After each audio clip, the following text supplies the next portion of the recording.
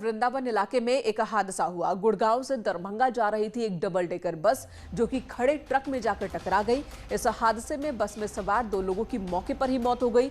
15 लोग गंभीर रूप से जख्मी हुए। हादसे में बस के परखच्चे उड़ गए। चीख पुकार सुनकर आसपास के लोग इकट्ठा हुए और फिर सभी को बाहर निकाला गया।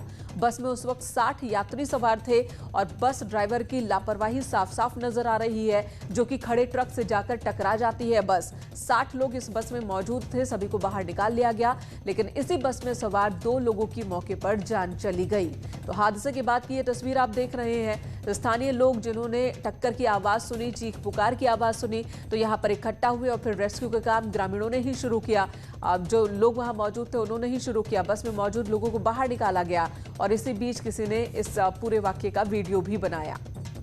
छटीकरा चौराहे और नैती हॉस्पिटल के बीच में नेशनल हाईवे नंबर 2 पर एक डबल डेकर की बस जो गुड़गांव से दरभंगा के लिए जा रही थी और उसमें सवारियां थी, सड़क के किनारे खड़े एक डंपर से टकरा गई और जिससे 2 लोगों की मौके पर ही मृत्यु हो गई।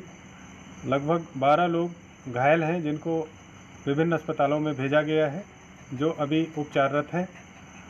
अग्रिम वैधानिक कार्यवाही की जा रही है। उधर लखीमपुर खीरी में एनकाउंटर हुआ। पुलिस को बड़ी कामयाबी यहां पर हाथ लगी। मुठभेड़ के दौरान एक आरोपी नसीम के पैर में गोली लगी, जिसे पुलिस ने गिरफ्तार कर लिया। वहीं मुठभेड़ के दौरान 2 पुलिसकर्मियों को भी चोट पहुंची है, वो भी घायल हुए हैं। एक बदमाश पुलिस को चकमा देने में कामयाब रहा। ये एनकाउंटर बहराइच लखीमपुर रोड पर नकहा गांव के पास हुआ है। बदमाशों पर एक शख्स की हत्या का आरोप है, तो नामी बदमाश जिसकी गिरफ्तारी पुलिस ने एनकाउंटर के बाद की। उधर जालौन में हॉरर किलिंग की वारदात सामने आई है। यहां महिला सिपाही के घर वालों ने उसके पति की धारदार हथियार से हत्या कर दी। पुलिस ने आरोपी पिता, बेटे और मामा को गिरफ्तार कर लिया है। मामला उरई के शिवपुरी का है। बताया जा रहा है कि महिला सिपाही ने अपने घर वालों की मर्जी के खिलाफ जाकर शादी की थी, जिससे उसके घर वाले काफी नाराज चल रहे थे।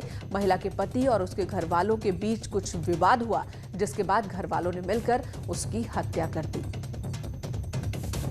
अभियोजन कार्यालय में तैनात आरक्षी है, महिला आरक्षी है, उनके पति की हत्या कर दी गई है। और जो जानकारी मिली है, 2 लोग हमने पूछताछ के लिए, जो मृतक है मनीष के ससुर यानी महिला कांस्टेबल के पिता और महिला कांस्टेबल के भाई, उन लोगों ने चाकू से कूदकर इसकी हत्या की है। वो लोग आज जो किराए के मकान में रहती है वहाँ पर उनसे मिलने के लिए आए थे। उसी दौरान कोई वाद विवाद इनका आपस में हो गया और उसी में उसने चाकू कूदकर उसकी हत्या। उधर फिरोजाबाद के अस्थायी जेल में एक कैदी ने आत्महत्या कर ली है। रॉबिन वर्मा नाम इस कैदी का हत्या के आरोप में जेल में बंद था। उसने फांसी लगाकर जान दे दी। उस पर आरोप था कि उसने अपने मौसेरे भाई को जिंदा जलाकर मार डाला था, जिसका लाइव वीडियो भी वायरल हुआ था। 20 अगस्त को जेल पहुंचा था। बताया जा रहा है कि वो मेंटली डिस्टर्ब था काफी वक्त से, लेकिन पुलिस ने मेडिकल नहीं कराया, उसे जेल भेज दिया। और सवाल ये भी उठ रहे हैं कि आखिर जेल के अंदर एक कैदी ने खुदकुशी कैसे कर ली, वो फांसी लगाने में कामयाब कैसे रहा।